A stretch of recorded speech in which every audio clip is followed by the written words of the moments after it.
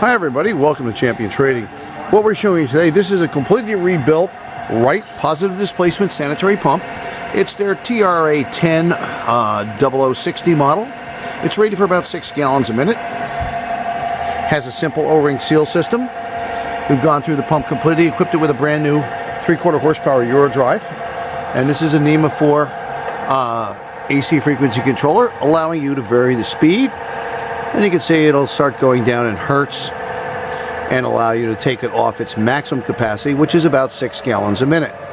This is also a NEMA 4 rated, so it's great in wet environments as well. 60 hertz being the maximum capacity. And we're wet testing right now, as you can see, hooked up to a recirculating tank.